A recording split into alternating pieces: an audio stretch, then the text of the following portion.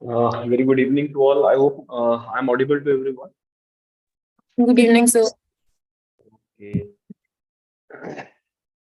So, in the last session, we have done with order eight rule number one, hai na? And along with that, what will be the time limits for filing of the written statement, how the time periods can be extended through the concerned defendant, each and everything we have gone through, and how order eight rule one is being interpreted by the Honorable Supreme Court through its judgments, that is Kailash versus Nanku, as well as the landmark judgment of Salem Advocates Bar Association versus Union of India. So basic pointers are very clear that the dimensions of Order 8 Rule 1 are only directory or mandatory. Order 8 Rule Directory. 1. It is the proviso is saying that the maximum time period which will be given to the defendant will be 90 days, but it is only a directory provision. And if the court adopts its judicial wisdom and the court finds that okay, there are justified reasons for extending more time, the court has the liberty to do so. And which provision allows the court to do so? Which provision? Order 8, Rule 10. Order it Rule 10 that generally empowers the court that if the defendant has not given the written statement within those 30 to 90 days period, in that particular case, either the court can pronounce the judgment, or if required, the court may pass any other order, whatever the court finds just. So that is the prime point that we discussed in the last few sessions. And as far as today's class is concerned, we have to discuss with that what is the concept of the deemed admission. Okay, so let us proceed with the topic. You just make the heading, that is the rules of written statements, the rules of written statement, and the concept of deemed admissions. The concept of deemed admissions.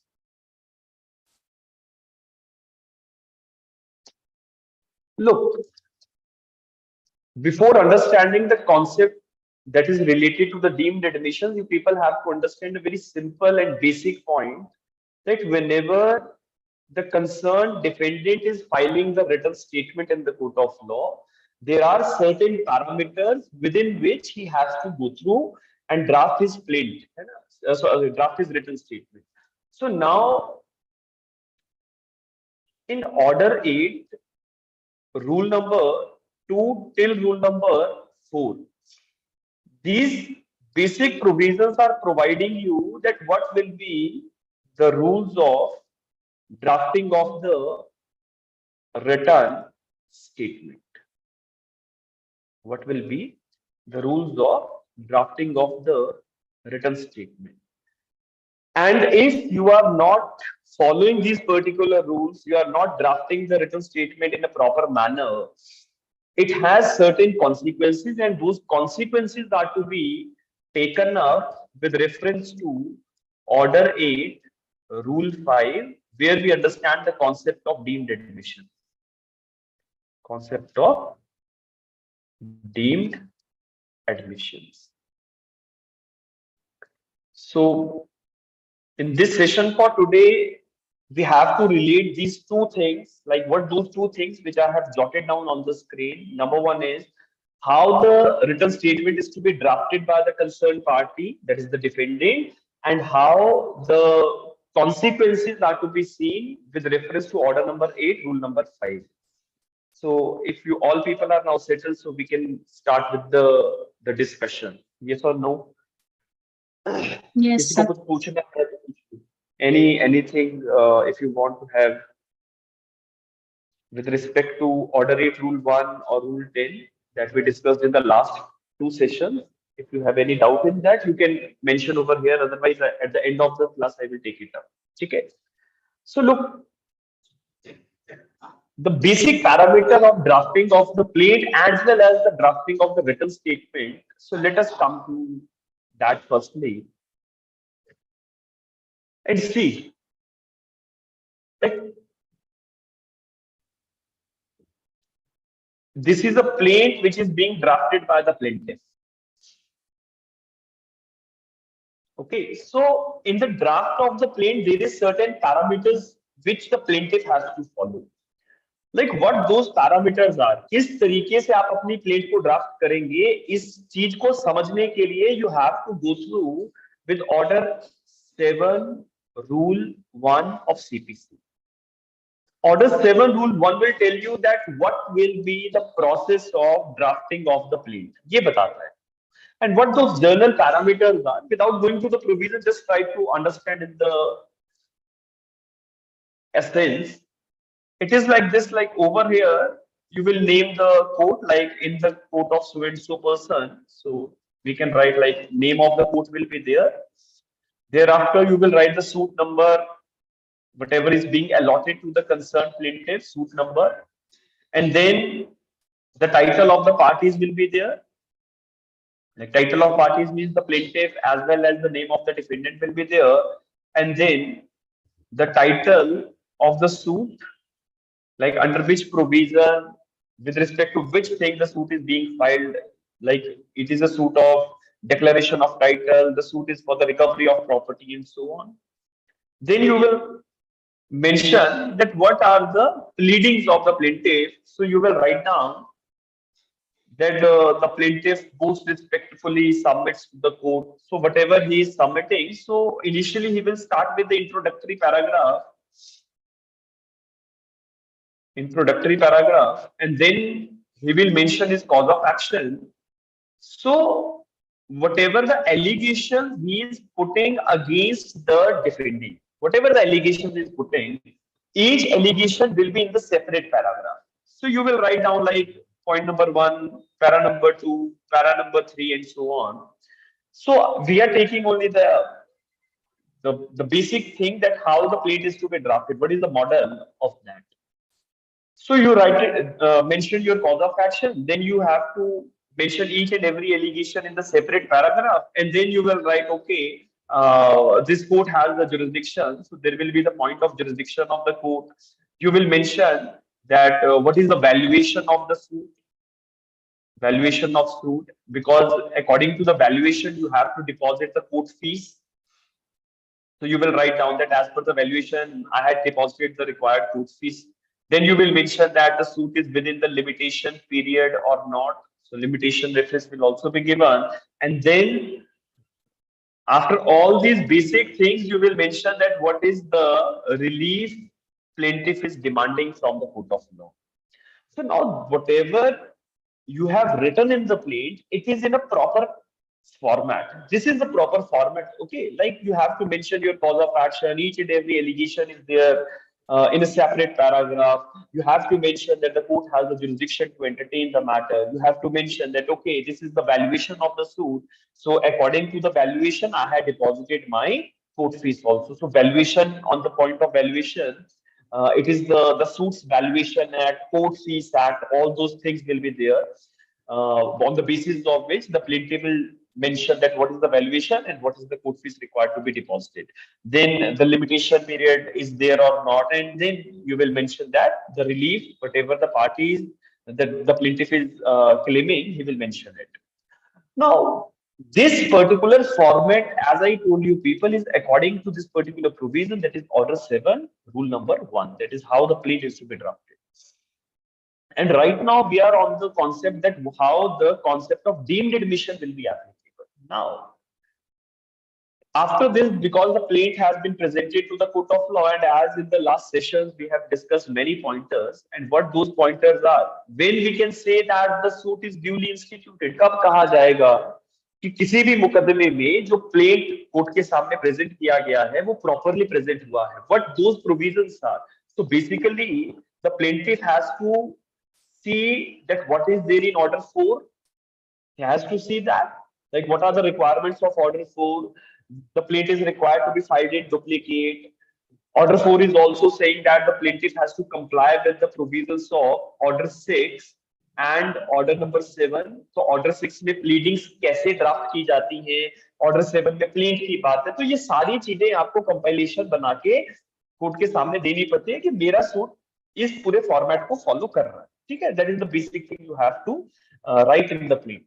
Similarly, as order 4 is with respect to the institution of the suit, there is another provision, that is section number 26, which is to be correlated with it. Like section 26 is saying, okay, the plaintiff is presented in the court of law, the suit will be deemed to be duly instituted only when, with respect to the plaintiff has given the affidavit. Yes. So all these things are the basic requirement to let this foundation to be established in the court of law कि आपके plate से ही civil suit शुरू होगा, ठीक है। और अगर आपका प्लेट सही नहीं है, अगर आपके प्लेट में कुछ दिक्कत है, so your plate is liable to be rejected, because we people have discussed order 7 rule 11 also, and you have gone through with basic provisions, like if the plaintiff is not disclosing his cause of action, if the suit is undervalued, if the stamp duty is not properly given, if the duplicate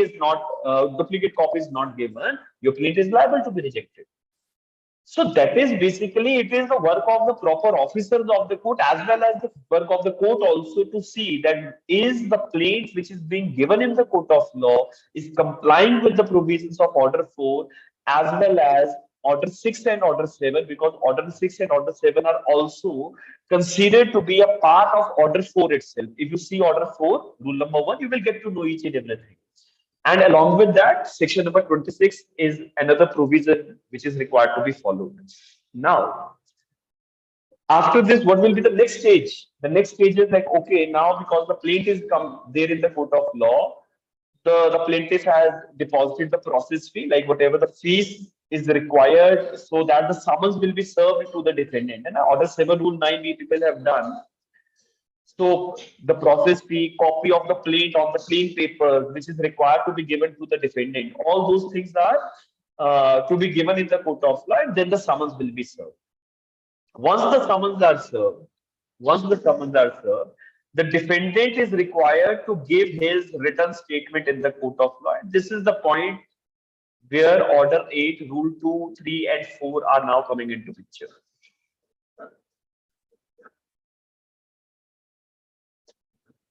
To make you people understand that how these rules are to be followed, I have to create a background that how the plaint is to be drafted. And according to that, now the written statement is required to be given by the defendant if he has some substantial defense.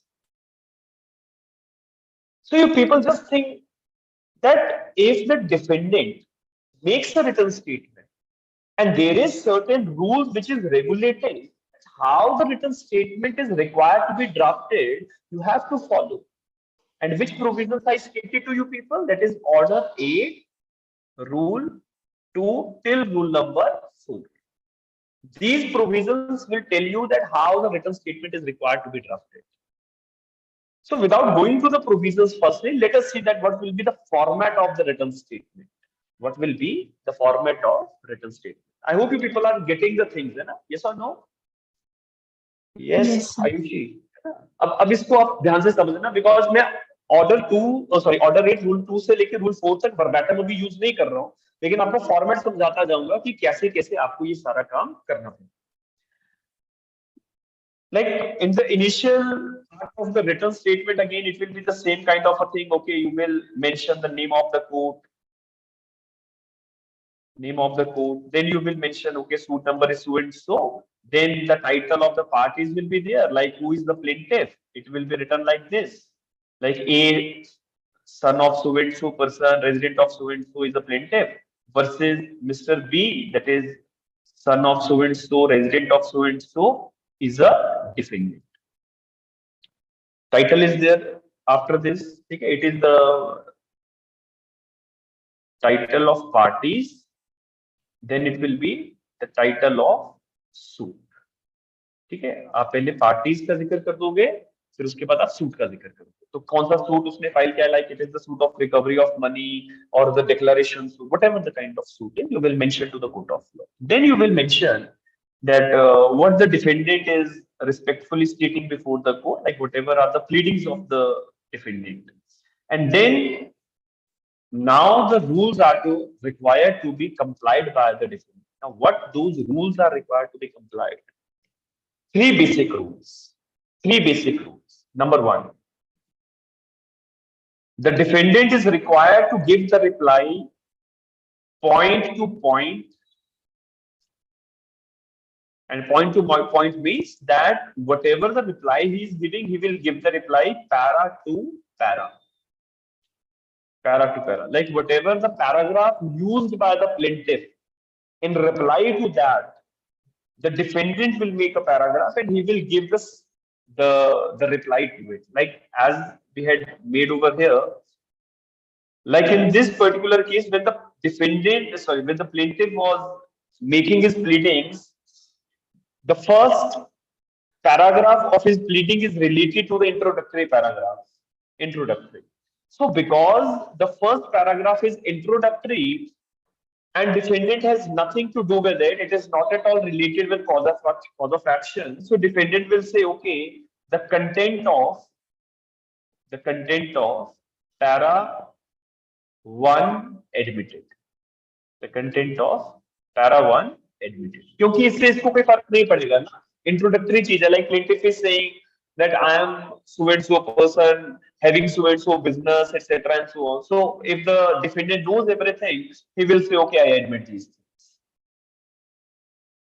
But the moment the reply to the cause of action is to be given, the reply to the cause of action is to be given, then he will say, okay, like plaintiff is saying that I had a claim against Mr. B, that is the defendant. That's a claim of so and so rupees. So the defendant will say that the content of para 2 is denied. That the content of para 2 is denied. Now, if he is using only this much of term, ठीक है कि उसने सिर्फ इतना लिखा कि plaintiff जो कह रहा है मैं उसको deny कर, this will not settle the things. Why? Because the moment you are making the denial of a particular thing, जब भी आप किसी चीज को deny करते हो, तो आपका denial evasive नहीं होना चाहिए. Evasive means you are not giving any substantive reply to it. And if you are not giving any substantive reply, your reply is only evasive in nature. The reply is only evasive in nature. It has certain consequences, and that is what we have to discuss today. So the first thing, like whenever the defendant is drafting his written statement, he has to give the reply para to para. Like if the court has the jurisdiction or not, he will reply to it. If the valuation is not properly done, he will give the reply to it. If the suit is barred by limitation or not, he will reply to it that this paragraph is admitted, this paragraph is denied. He will mention it to the court of law. And para to para reply is being given, and that is what we say that the defendant has to give the reply point to point. Is it clear how to give the para to para reply? Is it clear? After that, I will show you the specimen also, that how the draft is to be made. Okay, though in the tomorrow session, possibly we have to discuss each and everything. Yes, how to make the para to para reply or point to point reply. Is it clear? Yes, sir. Yes, sir. Now the next thing is, whenever you are giving the reply should not be in the evasive format. Okay, the reply should not be evasive. When we are saying that the reply should not be evasive, इसका मतलब ये है कि अगर आप सीधा plaintiff की कही गई बात को deny करते, you are only denying the particular averment mentioned in the plaint, है ना? You are denying it, but you are not giving the substantive denial. You are not giving any substance that why you are denying this particular fact. आप कुछ भी explain नहीं कर रहे हो. आप सिर्फ ये लिख रहे हो, I deny. So this is not going to work out. Okay, this is not going to work out. If you are making such kind of replies, the reply will be considered to be an evasive reply. And another important parameter of draft of the written statement is that the reply should be of the substance. The reply should be of substance. Substance means why you are denying a particular fact. You have to mention it to the court of law. If you are admitting something, You have to mention that why you are admitting, why you are denying, because reply should always be in a substantive format. You have to mention it to the court of law. So these are the three parameters on the basis of which you have to draft your particular written statement. यही तीन parameters है. इसके साथ साथ there are certain other things also.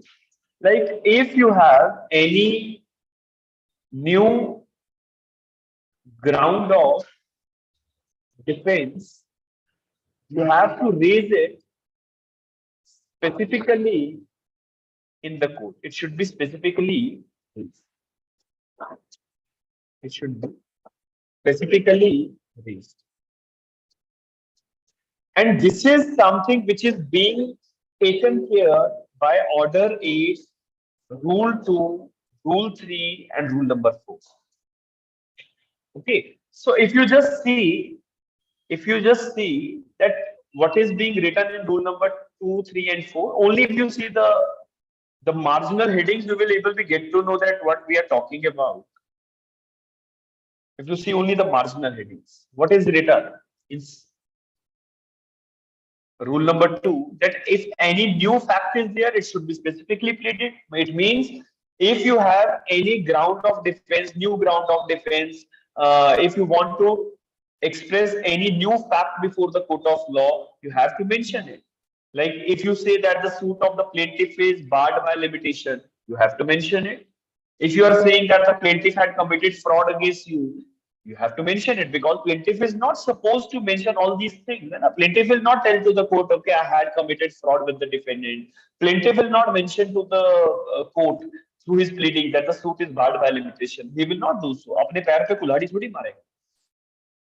तो कौन ये सारा काम करेगा? Who will do it? If there is any new fact which is required to be established before the court of law, and the defendant wants to take that particular fact as a defense, he has to mention it. Similarly, the denial is to be specific. It should be specific. Like whatever the fact is alleged against the defendant, he is giving reply to it. Whatever the alleged fact is raised by the plaintiff through his claim against the defendant is denying those particular facts. And the third point that is there in Rule number 4 of Order 8, which is stating that the reply should not be evasive. The answer should be on the point of substance, like whatever the explanation is required to be given to the court of law, that why he is denying a particular fact, he has to mention it. And if either you are not giving the reply point to point, if you are not mentioning any substantive reason that why you are denying the particular allegation, if your reply is only evasive in nature, so it has the consequences. It has the consequences. Okay? Yes, Pramod. What do you want to ask? I was just missed one second point. Evasive denial उसी के लिए था, तो आपने explain कर दिया अभी. हाँ, ठीक, good. So look. Sir, evasive का मतलब क्या होता है? देखो, evasive का मतलब ऐसा है बच्चे कि आपने जैसे plaintiff कह रहा है, just take an example. Plaintiff कह रहा है कि sir, there is one property which is in the possession of the defendant, and that possession is illegal, and please restore possession back to me. ये plaintiff का एक allegation है defendant के लिए. समझ रहे हो? कि plaintiff कह रहा है कि सर मेरी एक property है, मेरी प्रॉपर्टी डिफेंडेंट के कब्जे में है और वो कब्जा इलीगल है या अनलॉफुल है. Now this is a particular allegation against the defendant. तो अगर डिफेंडेंट को इसका जवाब देना है तो वो ये लिखेगा ना, मतलब अगर उसके पास कोई सब्सटेंटिव डिफेंस है तो उसको एक्सप्लेन करना चाहिए कि that this property belongs to the defendant, he has the ownership rights etcetera and so on. तो इसका मतलब कि वो सब्सटेंस में डिनाई कर रहा है कि ये प्रॉपर्टी प्लेंटिफ की नहीं है, डिफेंडेंट की है. बात समझे? लेकिन अगर डिफेंडेंट अपनी रिटर्न स्टेटमेंट में ये कहता है that content of para number so and so is denied, content of para number so and so, मतलब जिस पैराग्राफ में प्लेंटिफ ने एलिगेशन लगाया था उस पैरा का जब रिप्लाई डिफेंडेंट दे रहा है, so he is only denying the fact but he is not giving any reason behind it. So that is generally called to be that the reply is evasive in nature. Clear? Clear, Chituka? So basically, it is like not explaining the. He's not explaining that why he is denying, but he is only making the denial. It is like this, है ना? जैसे जैसे ये देखो, ध्यान से देखना. It is like this. Like this is the plaint. Okay. In the plaint, the plaintiff is saying that the concerned defendant had taken unlawful possession over my property. And this is just for an example, it is para number 1. It is para number 1 of the plaint. Now, defendant is giving the reply in his written statement, and when he is replying these particular averments, so in his written statement also this will be para number 1, and he is replying like it, like the content of para 1 is denied. बस इतना लिखा है इसमें. He is saying the content of para 1 is denied. Now, this is something where you are not giving any explanation that why you are denying it. You are not giving the reply to the substance. This is something which we say that it is a kind of an evasive denial, which you should not do. ठीक है? Yes, Renuka. So basically, मतलब जब written statement file करेगा तो जो plaintiff ने averments बनाई है उसके रिगार्डिंग उसको प्रूफ भी दिखाना पड़ेगा कि एक्सप्लेन भी करना अलग से दे देगा ना, प्रूफ तो अलग से देगा. हाँ, लेकिन ये क्यों डिनाई कर रहा है उस चीज को, उसको कोर्ट को बताना पड़ेगा कि क्यों डिनाई. ओके ओके, ठीक है. Yes Renuka. Sir, in rule number 2, new facts must be specifically pleaded. I did not understand after if not raised, like would be likely to take the opposite party by surprise, or would take or would raise issues of fact not arising out of the plaint. No. समझ में नहीं आया, sir. Okay. Look, what is this thing? If you see what is being written in rule number 2, just take an example. Of इसको लेके वैसे दो I possibly I think in the tomorrow session we have to discuss each and everything है ना in detail also, because plaint and written statement writing is to be done by tomorrow session. लेकिन फिर भी एक चीज समझ लो कि कैसे ये नया फैक्ट है. ये नया फैक्ट भी सरप्राइज नहीं कर रहा, because it is basically whatever the defense he want to take, he is taking it. But this is something which is not being raised by the plaintiff through his plaint. ये कुछ ऐसी चीजें हैं जो defendant raise कर रहा है court के सामने, लेकिन प्लेंटिफ ने नहीं बताया था. जैसे कि just take an example, there is a person mister A. ठीक है, there is a person mister A. This person has a transaction with mister B with respect to the agreement of sale of the property. Agreement of sale of the property. Over here, Mr. A had unduly influenced B to sell out his property. So B is the proposed seller. And A is the proposed buyer. Okay, but what Mr. A has done, he had unduly influenced Mr. B, and apparently he made an agreement with B that B will sell his property to him. A नाम के व्यक्ति ने B नाम के व्यक्ति को unduly influence किया, गलत तरीके से प्रभावित करके उसको ये चीज के लिए रेडी किया कि B अपनी प्रॉपर्टी A को बेच दे. ठीक है. So now there is an agreement like B, so and so person, owner of so and so property, is going to transfer his property to Mr. A on so and so date, etc., etc. ठीक है. Whatever the consideration if given, सारी चीजें agreement के अंदर आ गई. But Mr. B does not execute the sale deed. Mr. B does not executes the sale deed. You people have gone through with the contract act, I think. Yes, sir. Yes, sir. कर लिया है ना. तो आप लोग बताएंगे मुझे undue influence कौन सा प्रोविजन के अंदर है? Yes, section 17. सेक्शन 17 में तो फ्रॉड है. अनड्यू इन्फ्लुएंस कहाँ है?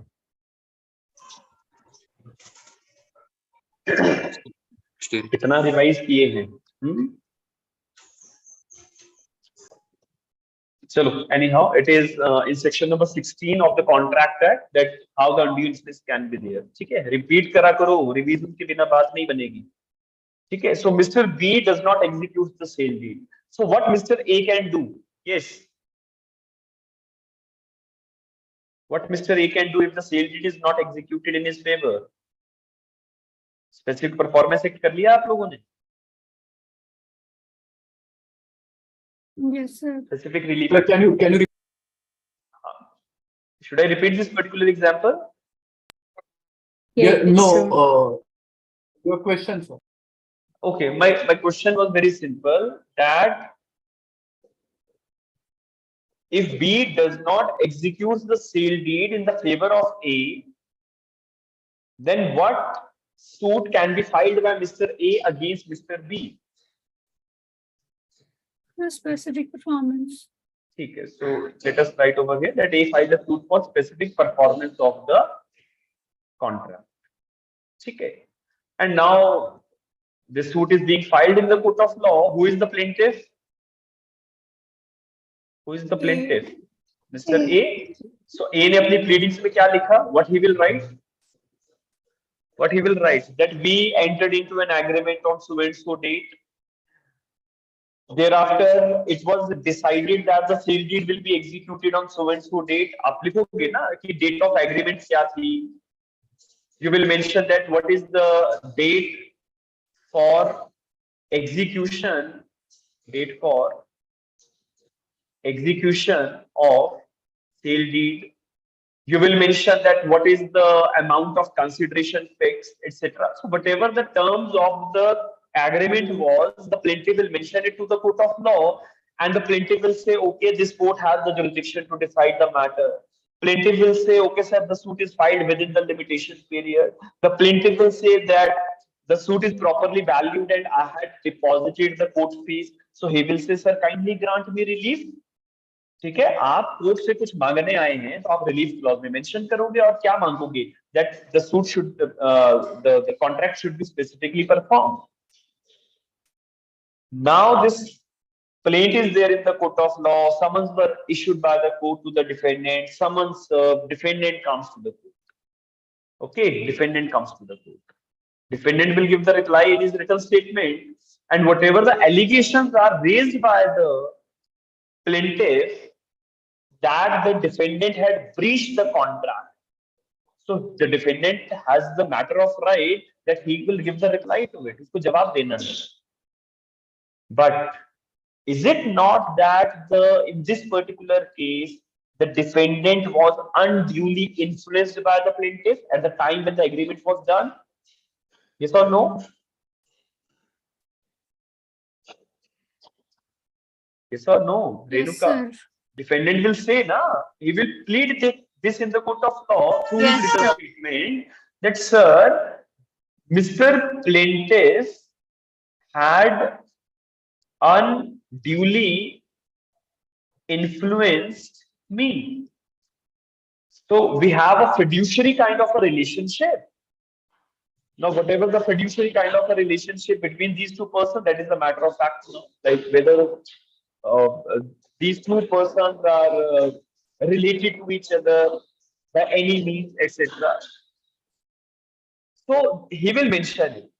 So does this particular fact of undue influence was raised by the plaintiff? The answer is no. This is a new fact which the defendant is taking in the court of law. Which the defendant is taking. And because this particular thing is raised by the defendant as a ground of defense, he is allowed to do it with reference to rule number 2 of order 8. I hope it is clear. Yes, Renuka. Clear? So, कोई surprising element. It is not a surprising element because at the initial stages you are giving the pleadings to the court. So you have that liberty. Whatever the defense you want to raise in the court, you can raise it. Okay. So let us come to the next point after this. एक चीज को समझना थोड़ा सा. ठीक है, थोड़ा मतलब समझना तो है ही है। देखो आप एक कॉन्सेप्ट समझते हैं, that is the concept of admission. Do you understand this particular point, concept of admission? Yes, sir. In Yes, evidence. sir. देखो what is this concept of admission is, मैं एक छोटा सा एक एग्जांपल देता हूँ, small example I am giving. I am talking something which is beyond order 8 rule 5, but before going to order 8 rule 5 we have to understand that what actually the admissions are, only then we will able to have the discussion over the deemed admission concept। ठीक है, देखो हुआ क्या कि the plaintiff filed a suit in the court of law for the recovery of money।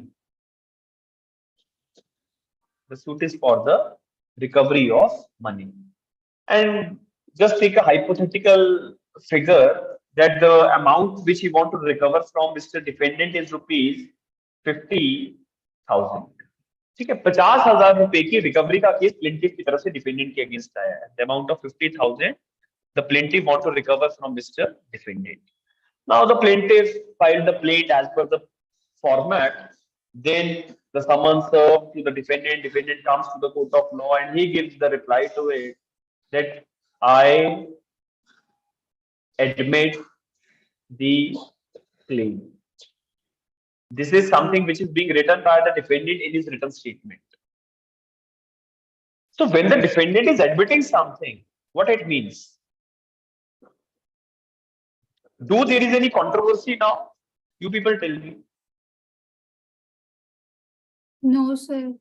There is no controversy, because controversy will only be there only when the opposite party is denying something। If the opposite party is not denying anything, he is saying, okay sir, I had taken loan from this person and I admit that I have to return this particular loan, and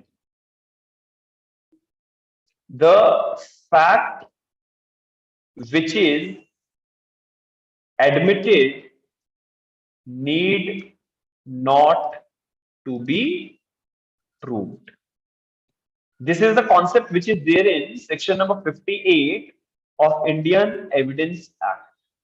ठीक है, in the Indian Evidence Act, this is a concept that a fact admitted need not to be proved। So if the defendant is altogether admitting that yes, I have to give 50,000 rupees to the plaintiff, so it is now not required for the plaintiff to prove his cause of action, because opposite party is admitting it directly। So now you can write down that now the plaintiff is not required to prove his cause of action। It is not required, and because the fact admit is deemed to be proved, so court can pronounce the judgment, court can give judgment directly without needing any evidence। It is now not required now, because opposite party is altogether admitting it। It is now not required to ask the party to lead the evidences to prove his cause of action, and the court can directly pronounce the judgment। इतना clear हुआ कि नहीं हुआ? कि अगर मैं कह रहा हूं मुझे आपसे 50,000 लेना है और आप कहते हैं हाँ जी देना है, तो कोई कंट्रोवर्सी नहीं है, कोर्ट सीधा कहेगा the fact admitted deemed to be proved and now it is the court which is going to pass the judgment directly.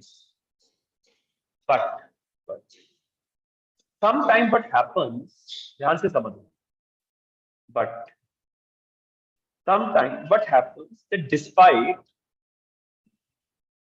there is the admission of the fact, despite there is the admission of the fact by the opposite party, despite there is the admission of the fact by the opposite party, like whatever the plaintiff is alleging, defendant is admitting it, still the court can order, still the court can order the concerned party, still the court can order the concerned party to prove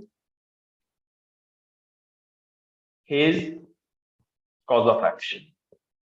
Now, this is something which is basically done at the discretion of court. ठीक है, ये कुछ ऐसी चीज हुई जो court ने अपनी मर्जी से करी है.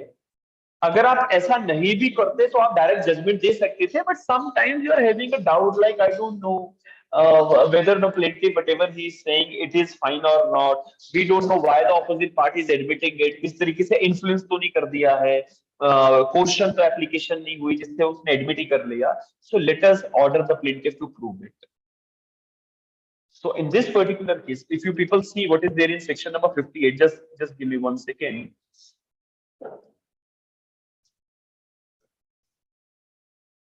It is section number 58 of the Indian Evidence Act.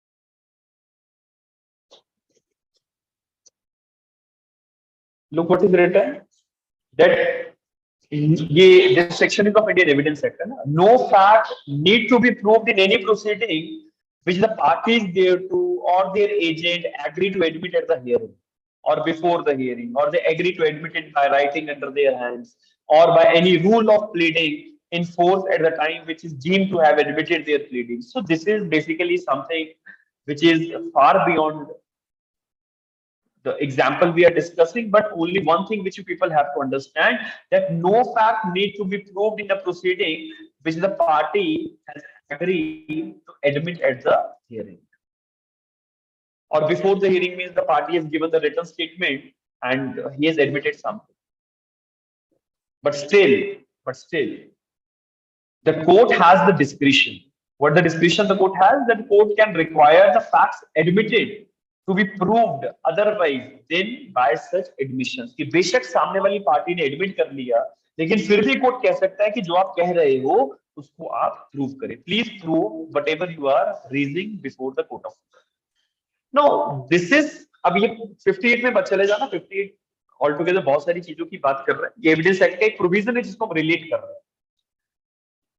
So now in this particular case, you people tell me one thing, that if Mr. Plaintiff is saying that I want to recover 50,000 from the defendant, defendant in his written statement through his pleading admit this particular fact.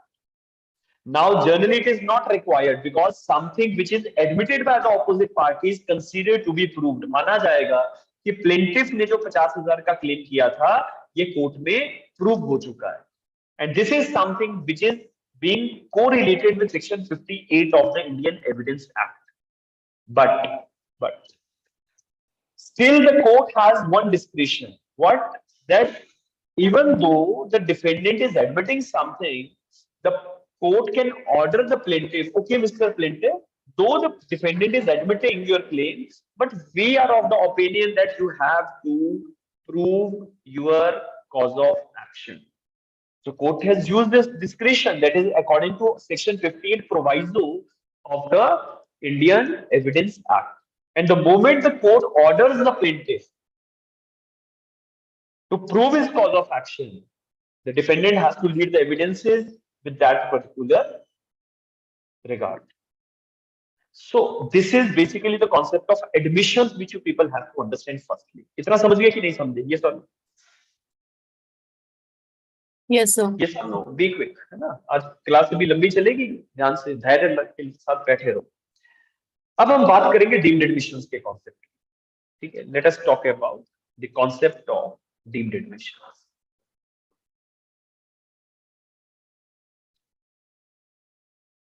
इस deemed admission के concept को समझने के लिए जो background अभी अभी आपने समझा उसको जहन में संभाल के रख लो. ठीक है, तभी समझ में आएगा. दिमाग में अगर सेट हो जाएगा ना तो इजी रहेगा. देखो, there are two things in order rate rule 5, sub rule 1 and sub rule 2. What those two things are, that is important. Number 1, I am firstly taking up order rate rule 5 sub rule 1. Now, what is according to sub-rule 1? You just understand by the flowchart I'm drafting over here, and you can jot it down in your concerned notebooks. Copy पे लिख बना भी लेना. देखो हुआ क्या कि the plaintiff made a plea which is required to be there for the institution of the suit. तो इसने अपना प्लेट बनाया, प्लेट बना के he has given it to the court of law. So you people now know that how the format of the plate will be. ठीक है, कैसे plate बनेगा? The title of the party is entitled of the suit. Then you will make your concerned averments in the plate. Whatever the relief you are demanding, you will mention it. And now the defendant has to give the reply according to which rules of order 8? Rule number 2, rule number 3, and rule number 4. And what is there in these 3 rules? Point-to-point reply, substantive replies, and no evasive denials. No evasive denials. And if the written statement is not properly drafted in accordance with the rules of written statement. Now you just see one thing. देखो अब हुआ क्या? बड़ी मजे की बात कि the plaintiff mentioned his cause of action, whatever the allegations he's putting against the defendant. For each particular allegation, a separate paragraph is being made by him. Then the other things are there, which are required to be mentioned in the plate, like cause of action, jurisdiction, and so on. And सारी चीजें आपने लिखी. The defendant comes to the court of law. अब ध्यान से समझना. Defendant comes to the court of law. He made a written statement. So starting में उसने लिख दिया in the court of so and so civil judge. तो court का नाम आ गया. Thereafter he mentioned the name of the parties, that is plaintiff and defendant कौन है. Then the title of the suit आ गया. And after the title of the suit, the plaintiff is now going to give the reply to the pleadings. And what the plaintiff did, he said, "Sir, I deny all the averments of plaintiff." And he's writing, "Kindly dismiss the suit." अब ऐसा written statement court में आया. This is the kind of written statement which is there in the court of law. Now you people just see, ध्यान से समझो कि जब ऐसा आप एक पढ़े लिखे जज हो, ठीक है, आप कल को पढ़ोगे, एग्जाम क्रैक करते हो, आप जज बनते हो, आपको पता है कि रिटन स्टेटमेंट कैसे ड्राफ्ट होना चाहिए. You know it, and I hope एक जनरल कॉन्सेप्ट तो आपको पता लग गया कि point to point reply should be there, evasive denials should not be there, denials should be in the substance. You have to give the explanations to each and every defense which you are taking. If you want to raise any new ground of defense, you can raise it in the written statement. You have to give answer to each and every paragraph of the plate. और उसके बाद आप लिखते हो कि suit should be dismissed and so on. लेकिन हमारा इस डिफेंडेंट ने क्या किया? Do he is following the rules?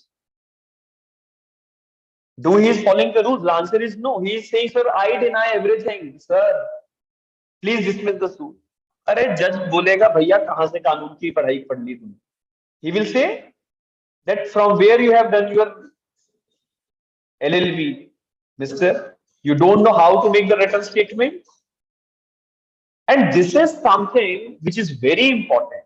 This is something which is very important because you are not complying with Rule 3, Rule number 2, Rule number 4, etc. You are not complying with the rules of written statement. So the consequence is this, that the presumption will be there. Now the court will presume one thing, that the defendant is admitting all the averments of plaintiff. Court ने क्या मान लिया?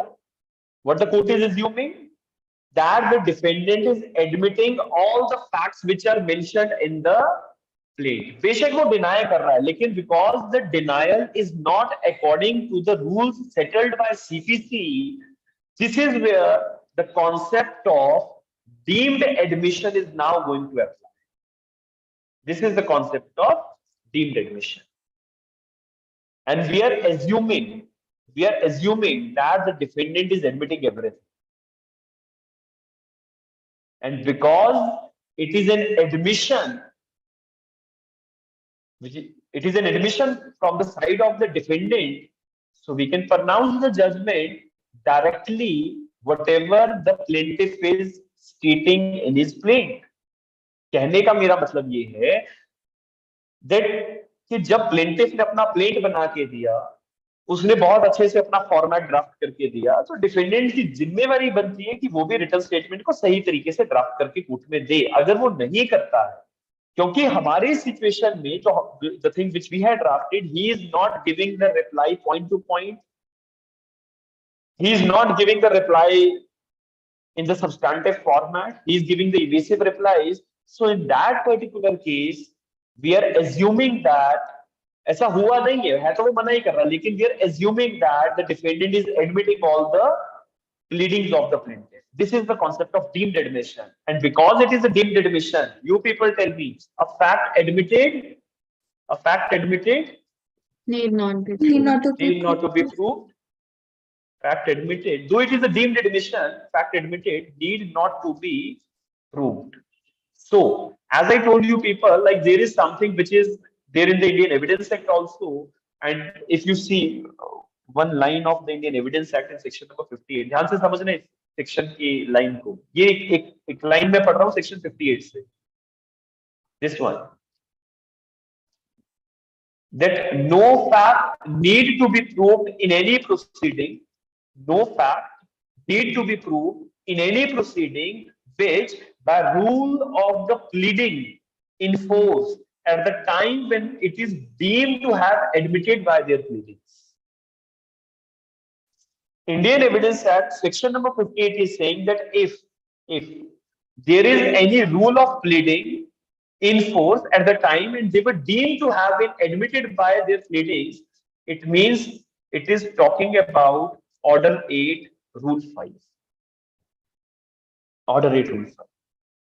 That it was a rule of pleading which is saying that you have to give point-to-point reply, you cannot give the evasive replies, etc.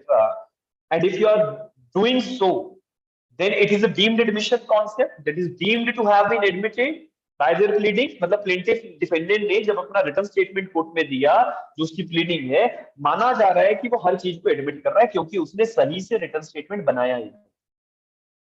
And no fact is need to be proved. Even if it is a deemed admission, the plaintiff may be excused to prove his cause of action, and the court can pronounce the judgment directly in the favor of the plaintiff as per the pleadings of the plaintiff by relying upon the principle of deemed admission by the defendant.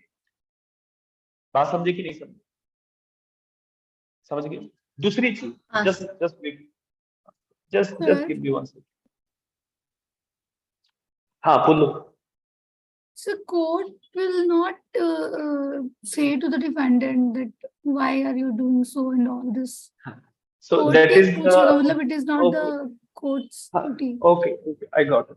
So as Saurabh is also raising the point कि sir अगर para 10 है लेकिन defendant ने 0.5 explain करके deny किया है, तो ये इवेसिव होगा या नहीं होगा? Look, what is the thing that if you are not drafting your written statement according to the rules, there is something which we can say there is a problem in the written statement. Number 2,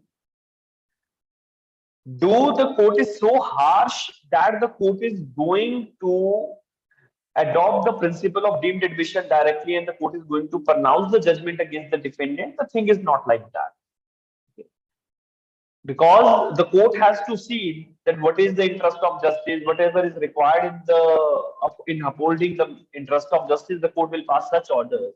So if the written statement of the defendant is not properly drafted, the court may order him to make an amendment in this and give the proper written statement.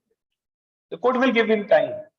But if the defendant is not doing it, even the time is allotted by the courts, the court has the liberty. Okay, we are applying the principle of deemed admission, mister, because you are not following the directions.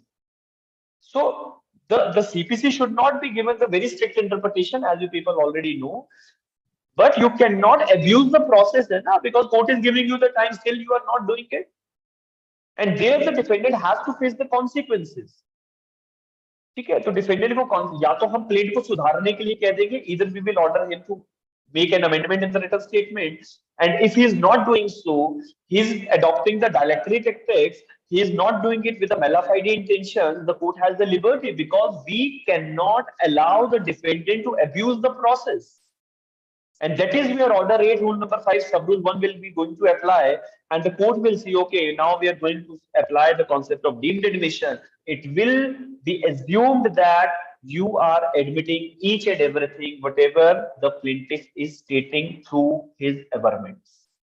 ठीक है, जो कुछ plaintiff ने कहा हम मान रहे हैं कि तुमने मान लिया, हम तुम्हारे अगेंस्ट जजमेंट बना रहे हैं, बना लो. इतना समझिए कि नहीं समझे? अब आओ जरा order 8 rule 5 sub rule 1, just have a reading to that.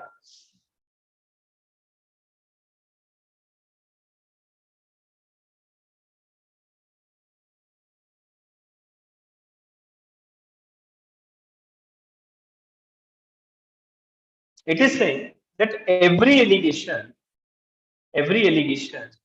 of the fact in the plaint, if not denied specifically, मतलब अगर आपने point to point deny नहीं की, और by necessary implications, ठीक है, you are not denying them, ठीक है, मतलब ना आप expressly deny कर रहे हो, ना आप impliedly deny कर रहे हो, ना आप कान सीधे हाथ से पकड़ रहे हो, ना उल्टा घुमा के पकड़ रहे हो. It is like that. If you are not denying the thing specifically or by necessary implication, or you are writing that you are stating not to be not admitted in the pleadings of the defendant. You are writing that I don't admit the content of the plaint, or I deny the content of the plaint, but you are not writing the substantive reasons behind it. It means what? That if you are not writing the substantive reasons, or if you are not giving the point-to-point reply, you are not giving the specific denials, or by the necessary implication the court is not getting that you are denying something, it is written that such allegations shall be taken to be, क्या लिखा है? Shall be taken to be admitted. And this is where the concept of deemed admission works. लिख लिया? समझ लिया? Yes. This is where the concept of deemed admission is working. Is it clear, everyone? Yes, sir. लिखना क्या था? नहीं, ये direct पे लिख लो ना. ये it is written ना, it shall be taken to be admitted. तो side पे क्या लिख देना that it is deemed admission. Okay. It is deemed admission. अभी मैं अलग से I will give the dictation part in the end of the class today. ठीक है, मैं last में लिखूंगा. Let me complete it first. Yes, Pratmesh. In the written statement, I've read that sometimes the defendant states that like the contents of the plaints which are not specifically admitted shall be deemed to be denied unless it is specifically admitted in this written statement. So such statement is like valid or not, sir? Look, if you are giving the point-to-point reply to a particular paragraph, you will say that I am admitting this thing or I am denying this thing. But if something is not specifically denied and you are saying, sir, I want to deny other things also, so you can mention it, but it has no use in the plaint, because the rules of the written statement are altogether regulated by rule 2, 3, and 4. So you have to give para to para reply. You have to give the reply in the substantive format. If you are writing any residuary kind of a thing in the written statement, it has no use. It has no use. बहुत बार ऐसा होता है conventional practice में काम करने का तरीका अलग है, as I am telling you in each every class. In the conventional practice you are writing something which is not required. अभी आपको प्लेट में जब कल करवाऊंगा तो उसमें भी बहुत सारी चीजें बताऊंगा कि जिनकी जरूरत नहीं है फिर भी हम लिख देते हैं, तो वो एक अलग चीज है। But you see that what are the rules which are being stated in the order rate, तो आपको उस तक सीमित रहना है, ठीक है। बाकी लोग अगर गलतियां कर रहे हैं तो उसका मतलब ये थोड़ी है कि हम भी गलत करें, ठीक है। Now as there is a proviso in section 58 of the Indian Evidence Act, क्या proviso कह रहा था? That even though there is the admission, the court may order the party to prove his particular contention, है ना, कि अगर सामने वाला व्यक्ति एडमिट भी कर रहा है तब भी कोर्ट प्लेंटिफ को कह सकता है कि अपना कॉज ऑफ एक्शन प्रूव करो। The same kind of a proviso you are getting in order 8 rule 5 sub rule 1 in the second paragraph, provided that the court may in its discretion require that any facts to be admitted to be proved otherwise than by such admission. So court can order the plaintiff, okay Mr. Plaintiff, we are applying the concept of deemed admission against the defendant, but you please prove your cause of action. तो ये हो सकता है, ठीक है, it can be there. Excuse me, sir. Yes. So what does this mean, except as against a person under disability? Look, sometimes what is happening now, if a person is disabled, disability as per the limitation act generally means if a person is minor, if a person is insane or idiot. Okay, so in those particular cases, the concept of deemed admission will not apply. That is the point. And disability is altogether regulated by limitation act, section number 6, which will tell you that who is called to be or who is considered to be a disabled person. And if a person is a disabled person, as I told you, if a person is minor, if a person is idiot, if a person is insane, in those kind of cases, the concept of deemed admission generally does not apply. Okay. That is an exception which is created. Okay, चलिए, coming to the next point. मैं एक एक करके पहले आपको समझा रहा हूँ, फिर उसके बाद सारे सब रूल्स पे एक एक करके पॉइंट्स जो है सर एक मिनट ऊपर स्क्रॉल कीजिए ना। दिस वन, हाँ सर थोड़ा सा ऊपर स्क्रॉल कीजिए।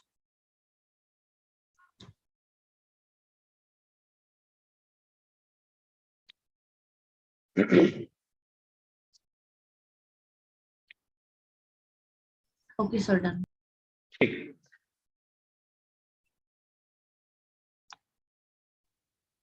Ma'am discussing with you people order 8 rule 5 sub rule 2, order 8 rule 5 sub rule 2.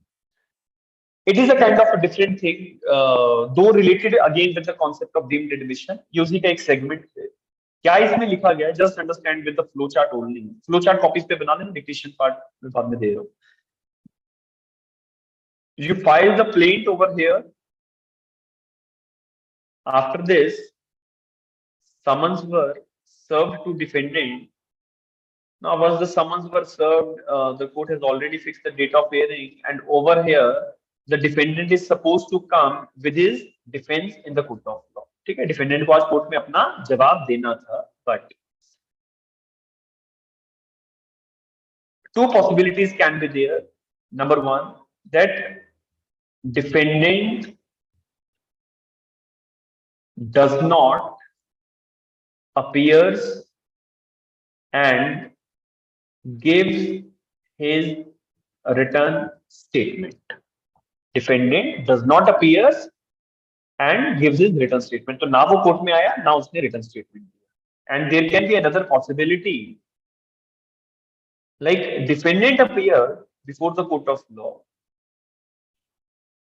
Defendant appeared, but he does not gives a written statement to court, or he is not having the willingness, he does not want to take any defense in that particular case. I hope you are getting this point, that the plaint is there in the court of law, the plaintiff deposited the process fee, etc. The summons were served to the defendant. After that, the defendant has to come to the court of law on the date of hearing, which is fixed by the part.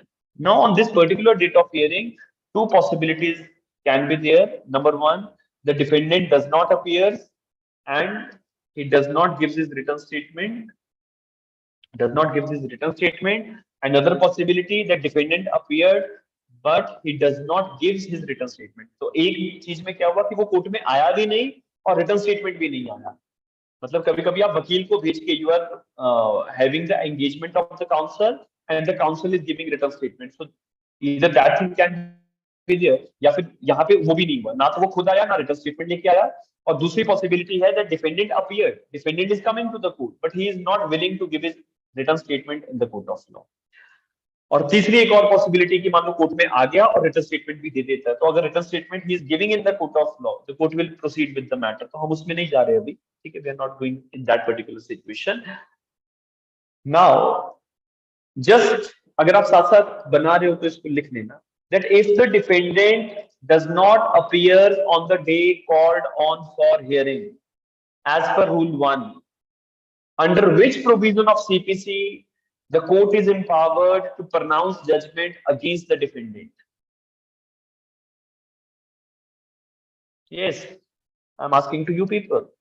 Order 8 rule number 8 के अंदर the court has given you time, it's 30 to 90 days, and you are not appearing to the court of law, neither you are giving any written statement to the court of law. Under which provision it is stated that the court can pronounce the judgment? The court can pronounce the judgment. Order 8 rule 10. Order 8 rule 10 may apply. Or the court can give time, है ना, तो उसमें नहीं जा रहे. Order 8 rule 10 empowers the court to pronounce the judgment against defendant. और वो आपको पता है कि अगर डिफेंडेंट को समय लेना है, if you want to extend some time, so he can make an application also. उस वो एक अलग विषय है, उसमें हम नहीं बात कर रहे. There is another situation that defendant appear, but he is not going to give his written statement in the court of law. Like what kind of a person he is? He is coming to the court. He is saying, "Okay, sir, I don't want to take any defense in this particular case." Now, in this particular situation, it is order 8, rule 5, sub rule 2 is going to apply. Just see what is written. Order 8, rule 5, sub rule 2. ध्यान से सुनो, लिखा है where the defendant has not filed a pleading. Defendant has not filed a pleading. It shall be lawful for the court to pronounce the judgment on the basis of the facts contained in the plead. तो क्या चला? Deemed admission. बात समझ गए कि जब defendant court में आ गया और प्लीडिंग दे नहीं रहा, तो कोर्ट चाहे तो उसके अगेंस्ट जजमेंट प्रोनाउंस कर सकता है. और दो प्रोविजंस एक जैसी बात नहीं कर सकते. There can not be two provisions in the CPC talking about the same thing, and that is why there is a differentia between order 8 rule 5 sub rule 2 and order 8 rule 10. In order 8 rule 10, what is happening?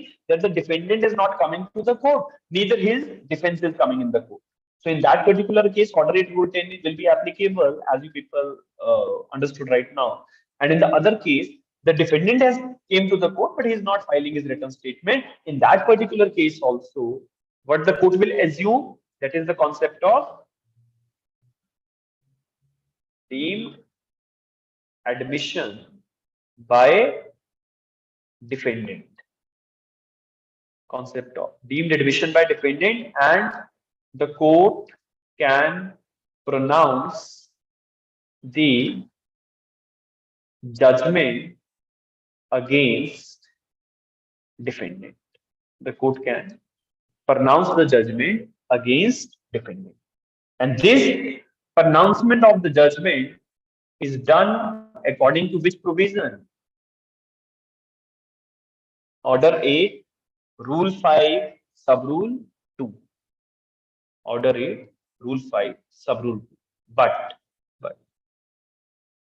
if the court is of the view that okay, there is the concept of deemed admission which is going to apply, but we are ordering the plaintiff to prove his cause of action, the court has the discretion or not? The court has the discretion. तो वही आगे लिखा हुआ है, अगर आप पढ़े तो डिसेबिलिटी वाले लोगों के ऊपर ये अप्लाई नहीं होता है डीम्ड एडमिशन का कॉन्सेप्ट, तो वो एक अलग विषय है. उसी के आगे बट करके लिखा हुआ है, बट द कोर्ट में in its description require any fact to be proved.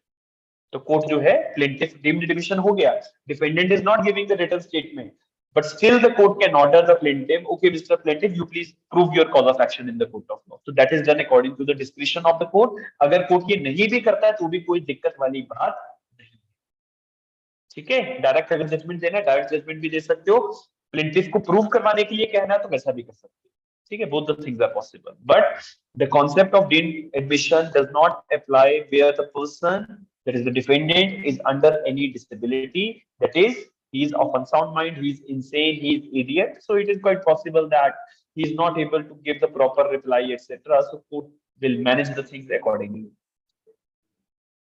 And see what is in sub rule number 4. Sub rule number 4 देखो जरा क्या लिखता है. Where the judgment is pronounced under this rule, that is under rule number 5, on the basis of the deemed admissions, the decree shall be drawn up accordingly with such judgment, and the decree shall bear the date on which the judgment is pronounced. होता क्या है? What is the process? Like for example, today there is 6th of October. 6 अक्टूबर को court ने judgement पास किया. After the passing of the judgment, according to order 20, within 15 days, 15 दिनों के अंदर अंदर कोर्ट को डिक्री बनाना पड़ता है, ठीक है, जो कोर्ट के लिए एक डिक्री बनाना पड़ेगा. तो डिक्री जब बनता है तो जैसे मान लो 15 दिनों के अंदर अंदर डिक्री बनाना है within 15 days. So for example the court has drafted और made the decree on 20th of October. तो जब डिक्री 20 अक्टूबर को बना, on the 20th of October when the decree is being made, तो डिक्री पे 20 अक्टूबर का डेट नहीं आएगा. डिक्री पे डिक्री बनाने वाले दिन का डेट नहीं आता है. The decree will not carry the date on which it is made, rather the date which is specified on the decree is the date of judgment. ठीक है, तो मतलब डिक्री अगर बेशक बन आपका 20 अक्टूबर को रहा है, लेकिन डिक्री पे डेट 6 अक्टूबर ही लिखा जाए, because the limitation period starts from the date of decree, लेकिन डिक्री पे डेट होता है डेट ऑफ जजमेंट. तो आपका जिस दिन जजमेंट पास हो जाता है उसी दिन से टाइम लिमिटेशन शुरू हो जाती है, ठीक है. तो वो लिमिटेशन एक्ट का हिस्सा है. That is a different thing. Only एक चीज आपको ध्यान में रखनी पड़ती है, that what is the date which is there on the decree. So date is the date of judgment, on the day on which the judgment was pronounced by the court. ये last में लिखा भी हुआ है, where the judgment is pronounced, the decree shall be drawn in accordance with such judgment, and such decree shall bear the date on which the judgment was pronounced. ठीक है, ये basically limitation act के process को adopt करने के लिए ऐसी चीजें होंगी. So I hope you people gone through with these basic provisions related to the deemed admission, and now I am giving you the dictation part. और उसके बाद हम सब रूल नंबर 3 पे बात करते हैं, क्योंकि उस पे थोड़ा सा चर्चा का विषय रहेगा. Just start writing now. Yes. Doubt है सर एक. सर जैसे कि आपने बोला कि जब रिटन स्टेटमेंट फाइल नहीं होगी, court will have option to deem admission, right sir. Court ex parte भी कर सकता है अगर एविडेंसेस प्रूव हो जाते हैं सर. कोर्ट वो भी करता है sir, judgment forthwith something sir word होता है, मुझे उसका नहीं पता.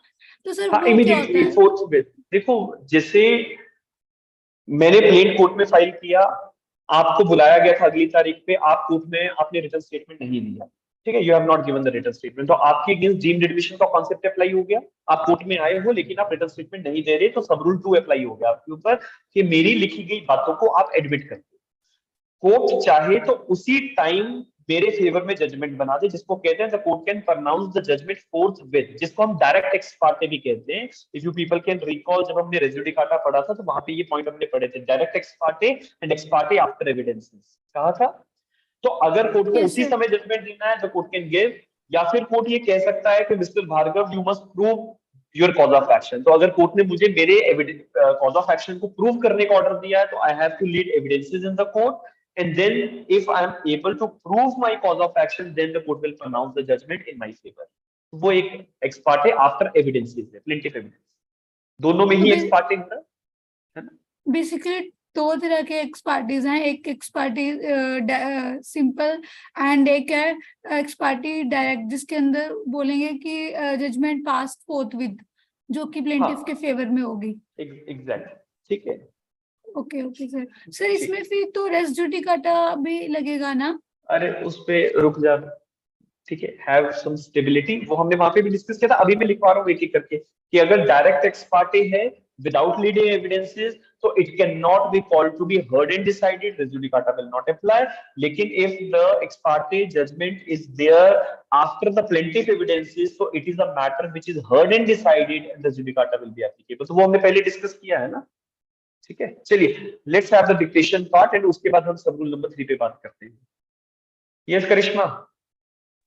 सर मुझे ना प्रोवाइजो का कॉन्सेप्ट समझ नहीं आया, जहाँ पे ये बोल रहे हैं कि it is at the discretion of the court to ask the plaintiff to prove his cause of action. So why the plaintiff has to prove his cause of action if in the written statement the defendant has agreed upon that particular arrangement which he wants to make? Okay, got it. Sometimes the court has the suspicion with regard to the admission. ठीक है, कि जैसे सामने वाली party ने admit कर लिया और मान लो जो उसके अगेंस्ट एलिगेशंस लगाए गए थे प्लेंटिफ के द्वारा वो जनरली एडमिशन नहीं बनती है because evidences are not supporting it, but still he is admitting. तो court if having any kind of a suspicion तो court can use it discretion, क्योंकि कोर्ट कोई भी गलत जजमेंट नहीं देगा। So if the concerned party, that is the defendant, is admitting something by way of the deemed admission, also if something is being admitted, the court has the discretion because the court has to work according to the sound principles of justice, है ना?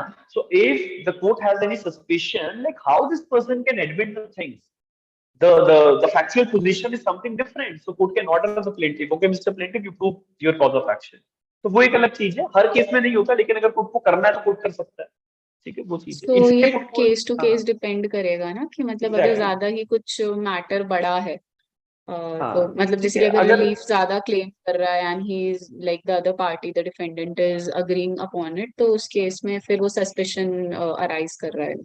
Yes yes बिल्कुल सही, ठीक है। It generally the court do it only in those cases where the court has any suspicion with regard to the admissions made by the defendant, तो उन्हीं cases में court generally ये करता है। अगर कोर्ट को लगता है कि okay voluntarily the parties are admitting the things, affidavits are also given in the court of law, the court will not do it, ठीक है। ओके सर, यस ठीक है। तो यस प्रथमेश क्या सवाल है, पूछ लो। मैं डिक्टेशन पार्ट शुरू करूं, नहीं तो कंप्लीट नहीं हो पाएगा। Just a minute, sir. It will not take more than a minute.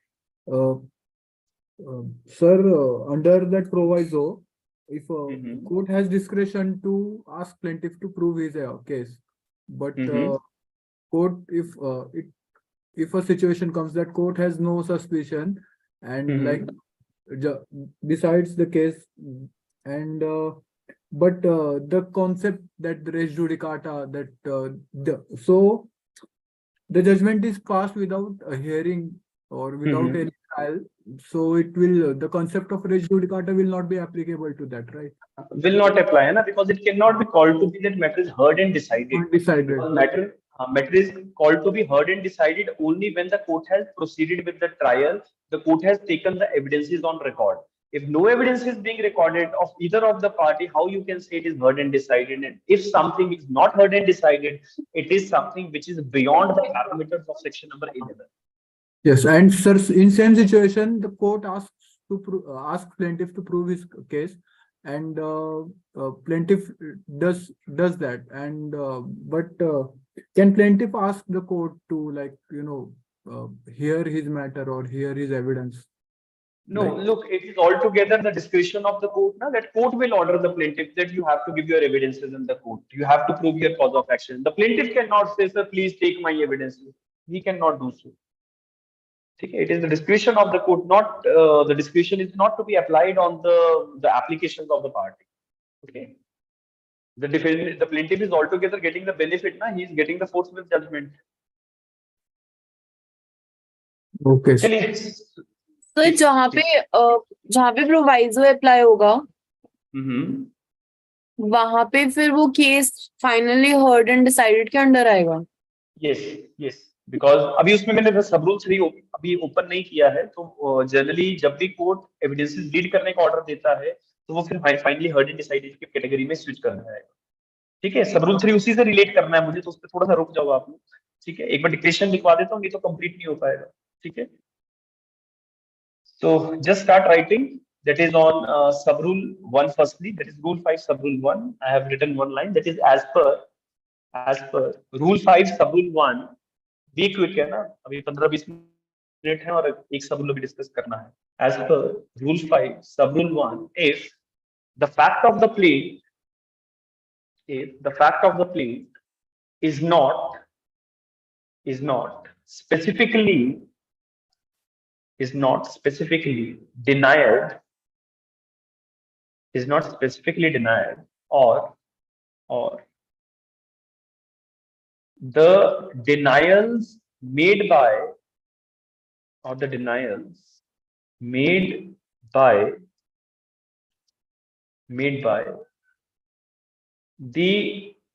defendant are evasive. Denials made by the defendant are evasive, comma, then it will be deemed to be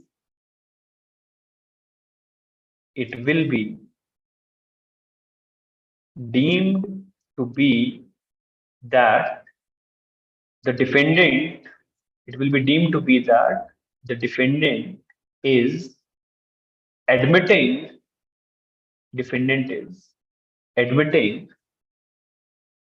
all the pleadings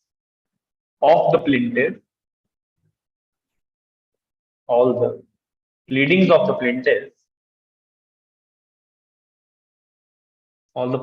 plaintiff, and as per section 58 of Indian Evidence Act, as per section 58 of Indian Evidence Act,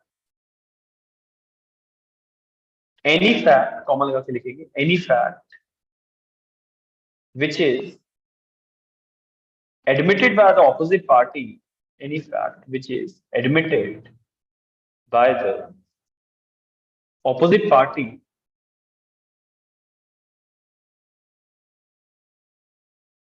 any fact which is deemed to be admitted by the opposite party is considered to be proved in the court,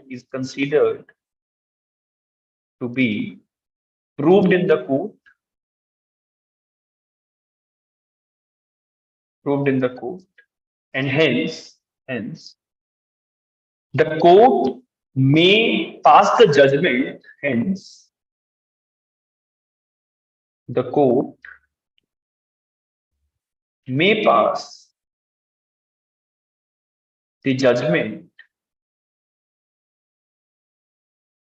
against the defendant. The court may pass the judgment or pronounce the judgment against the defendant forthwith मतलब immediately. The court can pronounce the judgment against the defendant forthwith, and it is not required,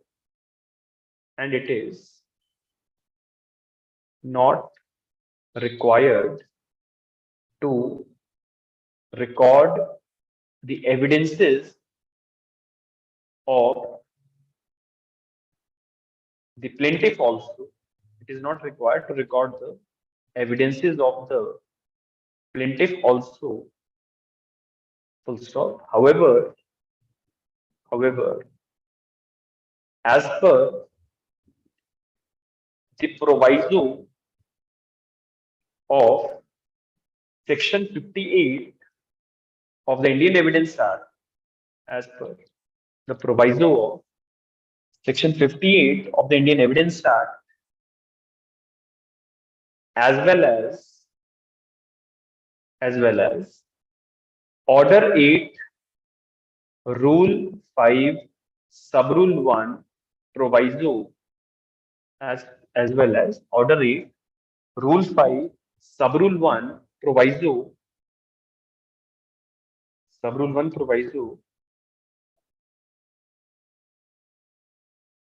the court has the discretion. The court has the discretion that despite there is the deemed admission that despite there is the deemed admission despite there is the deemed admission still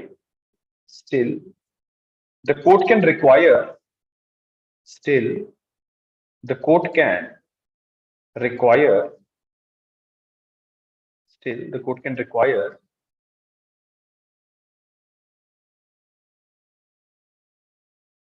the court can order the plaintiff to prove his averments लिख लो या cause of action लिख लो, एक ही बात है, to prove his averments of the cause of action through evidences in the court. Through evidences in the court. इसको लिख लो, फिर सब रूल 2 पे लिखवा, just write down.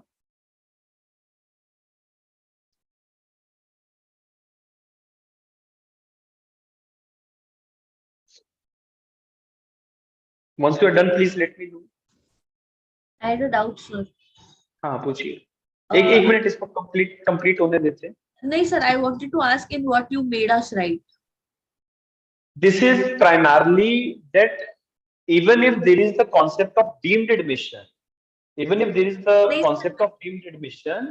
the court has the liberty to order that the plaintiff will prove his cause of action. So primarily what is there in order 8 rule 5 sub rule 1, what is the content of that we have jotted down. Sir, I wanted to say that where you made us write, then it will be deemed to be that the defendant is admitting all the pleadings of the plaintiff, and as per section 58 of Indian Evidence Act, any fact which is admitted like वहाँ पे admitted होना चाहिए या deemed to be admitted होना चाहिए. देखो, if you want to make it as the fact is admitted or deemed to be admitted, so both the things are same, है ना? Both the things are same because altogether it is the admission. So if you want to write it like in that way, you can write it that any fact which is deemed to be admitted by the opposite party is considered to be proved. It is on the same line, है ना? Because section 58 is covering each and every segment of that. Okay.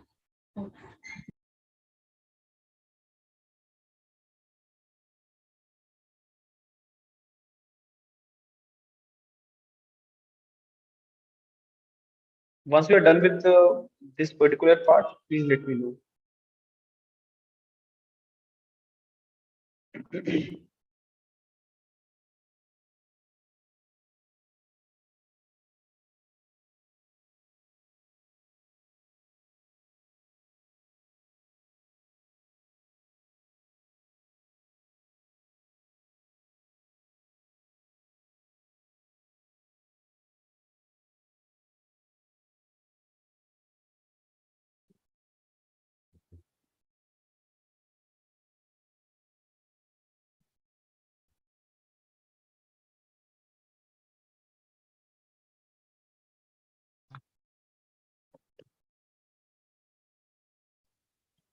ठीक, कर लिए सभी लोगों ने? Is it done?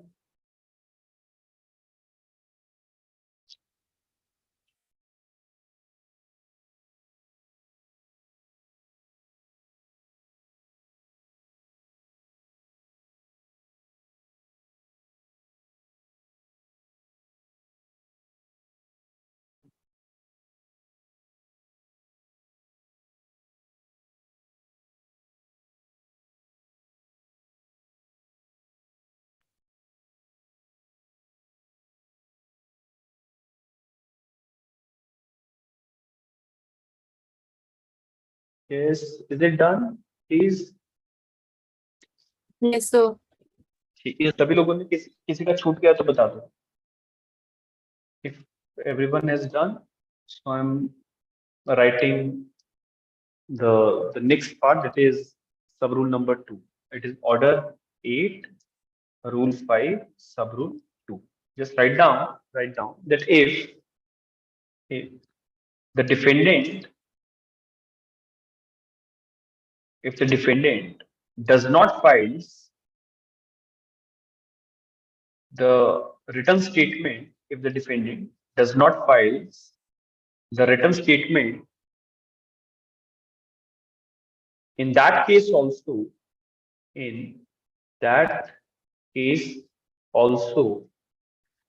all the facts, all the facts are deemed to be, admitted by the defendant. All the facts are deemed to be admitted by the defendant, but the court may, in its discretion,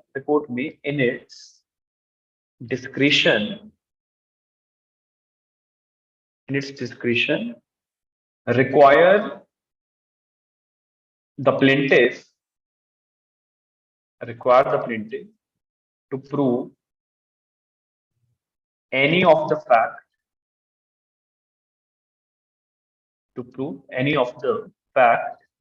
of the plaint, or the court may, ठीक है, और क्या क्या possibilities है मैं वो भी लिखवा रहा हूँ, और the court may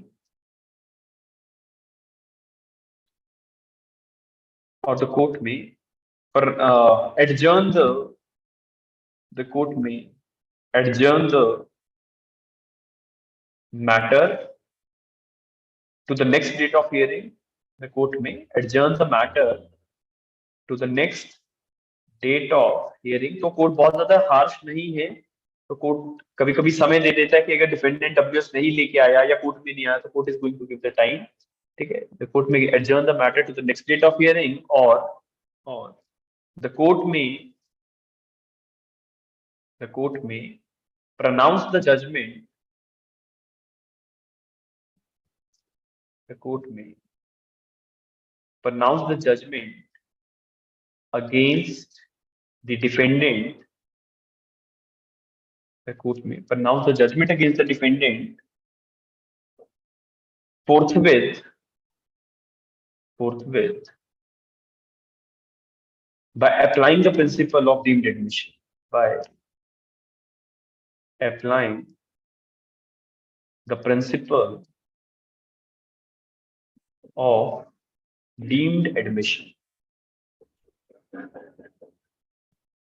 ठीक है, तो ये बहुत सारी आपके पास ऑप्शंस हैं. Either you will give the time to the party that on the next date of hearing you can give your written statement, or if the party is saying, sir, I will not file it, the court has the liberty to pronounce the judgment, or still, even if there is a deemed admission, the court is ordering the plaintiff to prove the facts of his claim. So these are the three possibilities which we have. ठीक है, इसमें एक चीज और लिख लो, that is, write down that there can be two types of ex parte decrees. In such a case, there can be two types of ex parte decree. In such cases, कौन सा होगा? Number 1, direct ex parte. ये fourth bill जो pass होता है, it is direct ex parte, और direct ex parte means no evidences were recorded by the court. No evidences recorded by the court. ठीक है, और अगर डायरेक्ट एक्स पार्टे है, कोई एविडेंस रिकॉर्ड नहीं हुआ, तो क्या रेजिडी काटा लगता है? क्या रेजिडी काटा लगेगा? नहीं लगेगा. No, sir. Why it is not applied? Because the matter is not called to be heard and decided. तो सेक्शन 11 में लास्ट लाइन में लिखा हुआ है, matter should be heard and decided, है ना. दूसरा है that is ex parte after plaintiff evidences. ex parte after plaintiff evidences. तो इस केस में plaintiff के evidence record हुए हैं, उसके बाद कोर्ट ने judgment पास किया है. This is to be called as heard and decided by court. And the point number 1 which we have written, it is not to be called as heard and decided. It is not heard and decided. तो जो heard and decided नहीं है, in this no res judicata, and which is heard and decided, res judicata will apply. ठीक है, इसको लिख लो. और इसके बाद लास्ट सब रूल पे बात करते हैं. तो इसी को बोलेंगे ना ex parte after plaintiff's evidence. नहीं, देखो फोर्थ विद होता है जब कोर्ट ने कोई एविडेंस रिकॉर्ड ना करते हुए डायरेक्ट उसी टाइम जजमेंट दे दिया, that is fourth with. Fourth with का मतलब होता है इमीडिएटली. ठीक है, फोर्थ विद का मतलब डायरेक्ट ex parte. हाँ, फोर्थ विद का मतलब होता है इमीडिएटली जजमेंट दे देना. ठीक है, forthwith has its connotation that is immediately.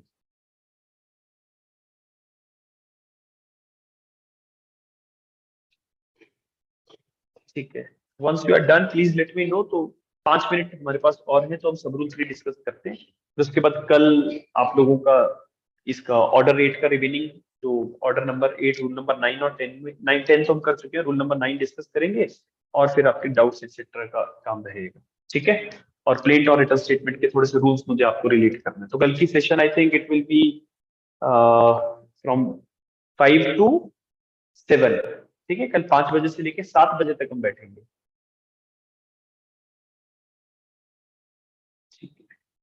Is it done, everyone? Yes.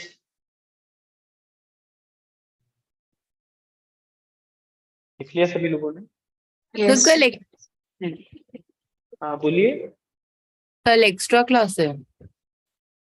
ये एक्स्ट्रा समझ लो या कुछ भी समझ लो, एक्स्ट्रा तो नहीं है. ठीक है, एक्स्ट्रा नहीं है. तरफ से.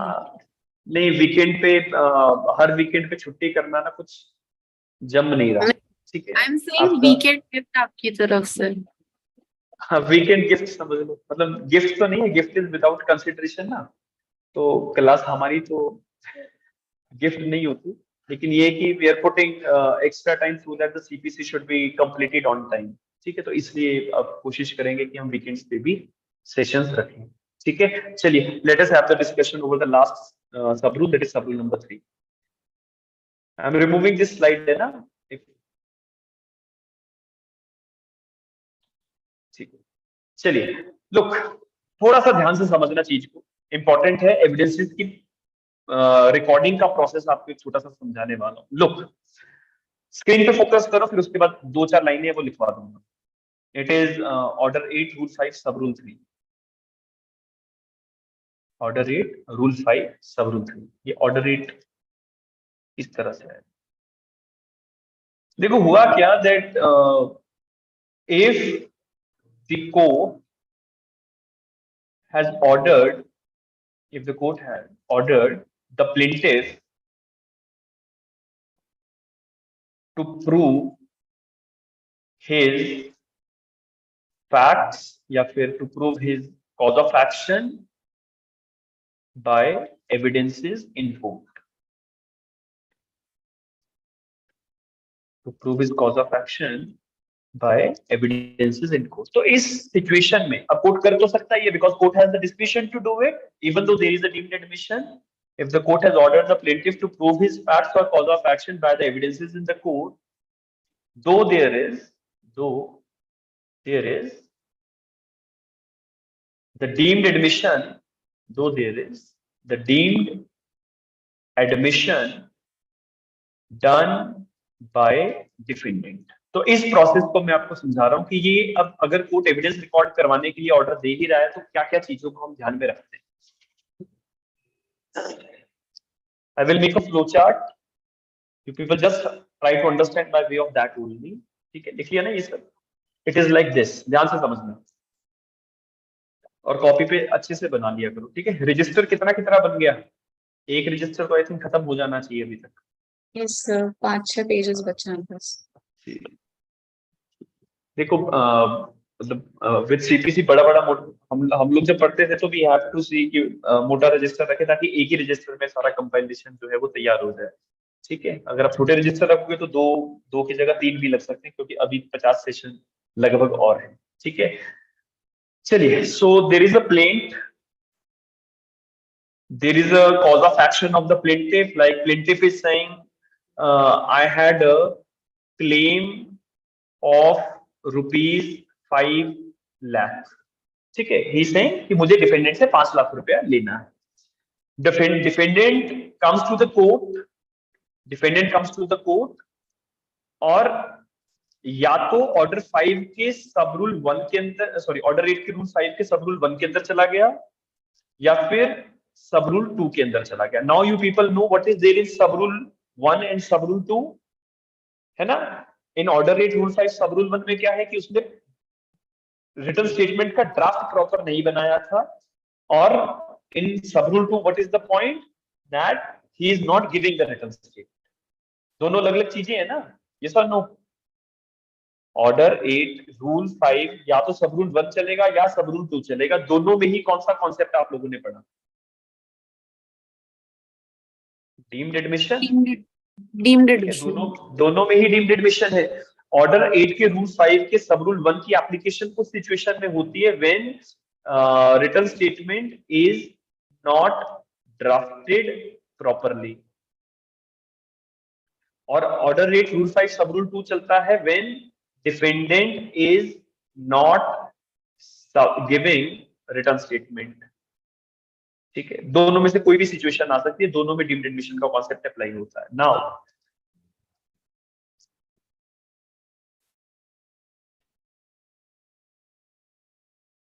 Even though there is deemed admission, मैं शॉर्ट में लिख रहा हूं डी है ना, even though there is deemed admission, court ordered plaintiff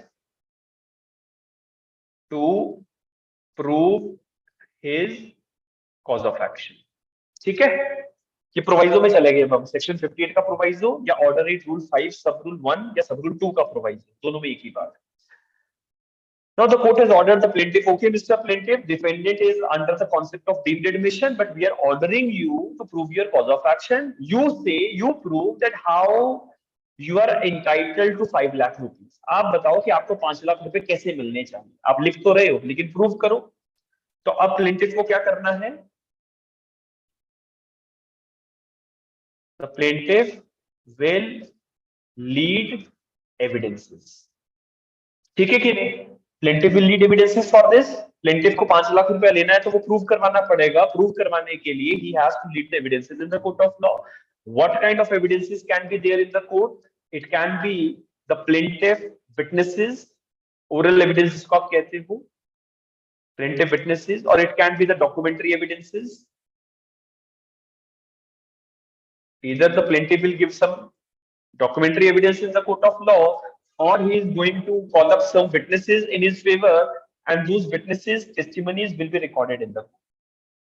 ठीक है, witnesses testimony will be recorded in the court. अब आप एक चीज का ध्यान रखना कि डिफेंडेंट या तो वो कोर्ट में रिटर्न स्टेटमेंट दे ही नहीं रहा, या फिर उसने बनाया नहीं सही से। कोर्ट ने प्लेंटिफ को ऑर्डर दिया है कि आपको अपनी चीजों को, अपने कॉज ऑफ एक्शन को प्रूव करना है, आपको विटनेसेस लेके आए। प्लेंटिफ ने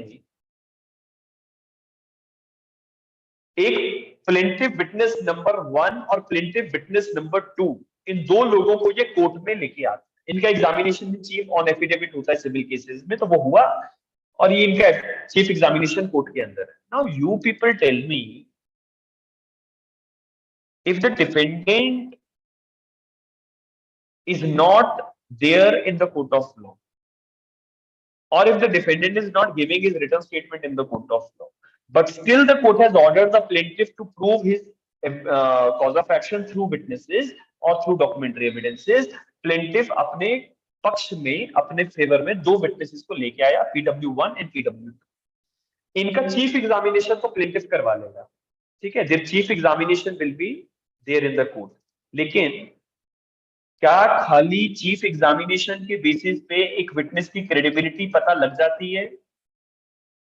Do only on the basis of the chief examination of the witness you will be able to get to know whatever the witness is saying is true? The answer is no. No, sir. Because cross examination करना पड़ता है ना, तभी तो witness की credibility का पता लगेगा कि विटनेस जो कह रहा है वो सारे तथ्य सही है नहीं है। और क्रॉस कौन करता है? Who will conduct the cross examination? Opposite party. Opposite party करती है, मतलब डिफेंडेंट की साइड को करना है। और डिफेंडेंट तो कोर्ट में आया ही नहीं रिटन स्टेटमेंट लेके, उसको डिफेंस देना ही नहीं, तो क्रॉस कैसे करेंगे? So court has to see, okay, be cautious about this, that even if the defendant is not giving his written statement, but still, because the plaintiff evidences are to be recorded in the court, we will see one thing, that whether the defendant has engaged any pleader for him or not. ये court देखेगा कि क्या defendant ने कोई वकील कर रखा है कि नहीं कर रखा है, क्योंकि because if the defendant has engaged any pleader, so there is a pleader in the court, pleader will cross examine the witnesses. बात समझ रहे हैं? If the defendant is has engaged any pleader, the pleader is there to cross examine. But if the defendant has not engaged any pleader, then फिर cross कौन करेगा? Court दे देगा sir. चलो ठीक है, कोर्ट कर ही सकता है, कोर्ट के पास भी पावर है। और अगर कोर्ट के पास इतना समय नहीं है, then the court will take the help of the legal aid. The court will order one of the legal aid counsel to cross examine this particular witness.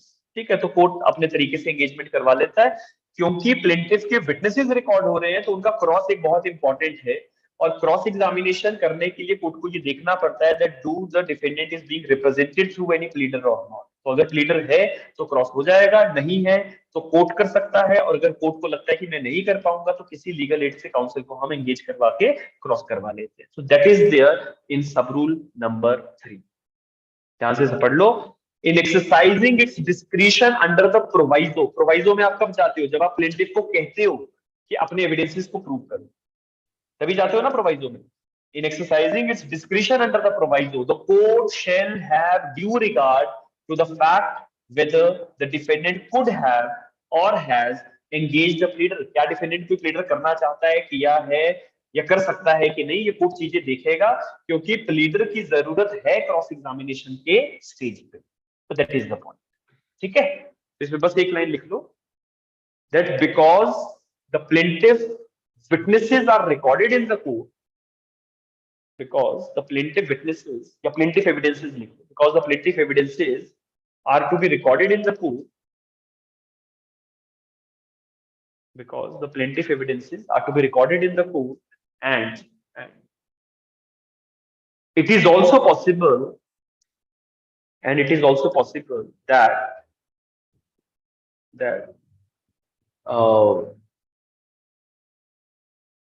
the cross examination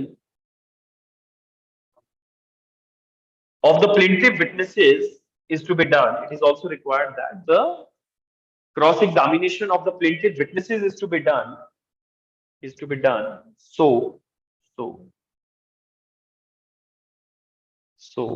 the court will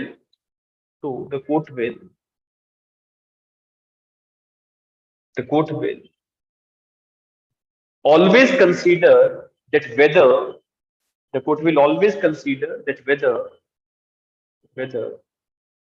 the defendant, the court will always consider that whether the defendant is engaged, defendant had engaged or is able to engage, the defendant had engaged or is able to engage any pleader or not, any pleader or not.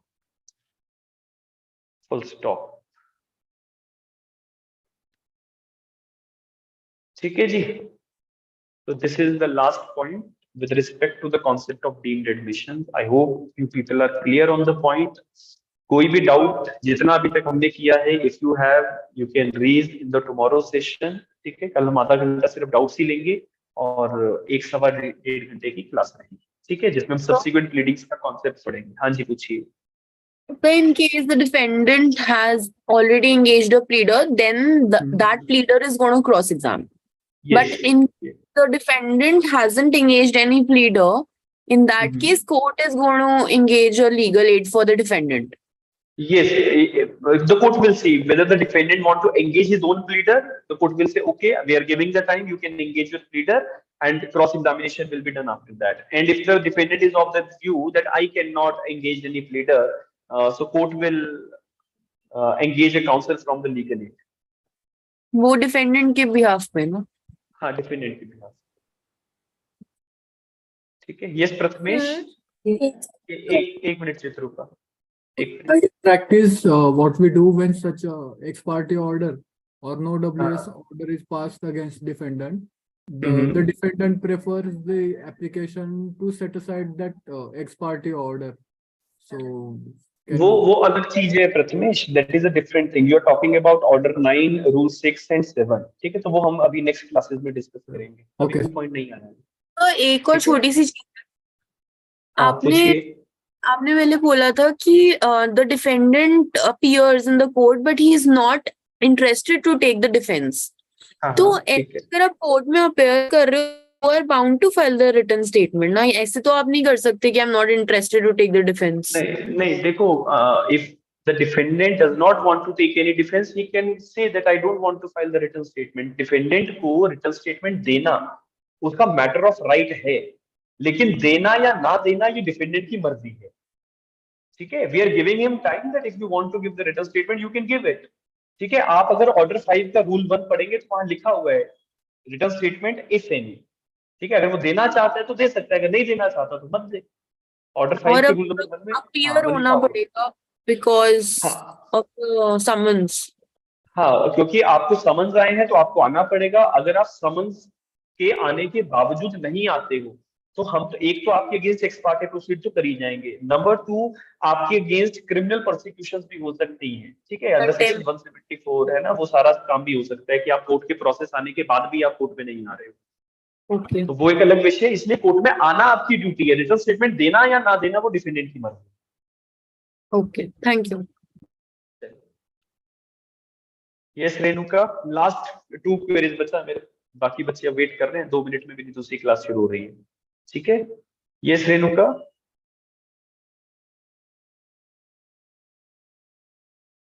Yes Chitrupa. Sir आपने जो question paper भेजा था, in that question paper there was a question of something proper something. First question था sir. Sir वो individual person से related होगा.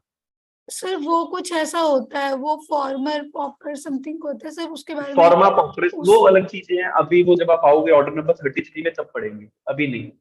ठीक है, अभी उस पे doubt. I thought that is related to with this section. नहीं, अभी उससे कोई वास्ता हमारा नहीं. ठीक है, वो जब आएगा तब उसके साथ क्या क्या चीजें पढ़ेंगी तब पढ़ लेंगे. Okay sir. Sir one more thing sir, मुझे वो रेस ड्यूटी काटा अपील्स में नहीं समझ आया और श्योदान केस भी नहीं समझ आया. तो ठीक है, तो वो कल की क्लास में वो कल सर करवा देना. 21 एंड 99 सेक्शन कैसे रिलेट करता है वो भी. ठीक. चलो. Yes okay Renuka. Sir, thank you sir. Okay. Yes Renuka. Sir I wanted to ask, आपने लास्ट एंड में क्या बताया था प्लीडर के बाद? प्लीडर के बाद देखो, आपने जब भी प्लेंटिफ के एविडेंसेस रिकॉर्ड करने का कोर्ट ने ऑर्डर दिया है तो कोर्ट ये जरूर देखेगा कि डिफेंडेंट के पास कोई प्लीडर है या नहीं. क्योंकि अगर प्लेंटिफ के एविडेंसेस रिकॉर्ड हो रहे हैं तो ऑपोजिट पार्टी की तरफ से कोई वकील होना चाहिए जो उन विटनेसेस को क्रॉस कर सकता है. ठीक है, तो अगर डिफेंडेंट के पास काउंसिल है तो वो डिफेंडेंट का काउंसिल जो भी है वो क्रॉस कर लेगा. अगर नहीं है तो एंगेज करना पड़ेगा, और अगर एंगेज नहीं कर सकते तो फिर आपको कोर्ट से लीगल एड की सहायता लेके वकील मिल सकता है. सर डिक्टेशन में last is able to engage a pleader, उसके आगे डिक्टेशन में तो यार कोई है यहाँ पे? Anyone is able to engage a pleader or not? is able to engage the pleader or not? ये कोर्ट देखेगा कि वो Sir, प्लीडर एंगेज कर सकता है. I हाँ wanted ji, to ask that how did you draw the interpretation with respect to Order 8 Rule 5 Sub Rule 2 that in this case the defendant must have appeared but the written statement is not filed because the wordings of the provision does not implies. It is not stating so, है ना? देखो दो चीजें हैं, because on the same point there is order 8 rule number 10 also. ठीक है? So most of the times what is happening, like if the defendant is not appearing in the court of law within the time given by the court, and the court is of the view, okay, we are going to pronounce the judgment against this person. In that particular case, order 8 rule number 10 is the relevant provision, and that order 8 rule 10 can be clubbed together with order 8 rule 5 also. Order 8 rule 5 sub rule 2. So the clubbing can also be done. But in the same case, if the defendant is appearing but he is not filing his written statement, then in that case, order 8 rule 5 sub rule 2 will only be the relevant provision, and the court has the liberty to pronounce the judgment. So most of the times what is happening, like we can correlate these two provisions, like order 8 rule 5 read with rule number 10, and sometimes they have their isolated applications also. तो वो एक practical process है जो apply होता है, उसमें मैं कल एक लाइन लिखवा दूंगा आपको, ठीक है? सर ये डीसी एविडेंस क्या लिखा है? ठीक है, ये रेणुका जी क्या कह रहे हैं? डीसी एविडेंस क्या लिखा है? Documentary evidence. ये डॉक्यूमेंट्री एविडेंसेस, ये डीसी Okay. नहीं है, डीओसी है, इट इज डीओसी, अच्छा। डॉक्यूमेंट्री। चलो, so we are winding up this session. Thank you so much. We'll meet tomorrow at 5 PM sharp. ठीक है? चलिए, धन्यवाद।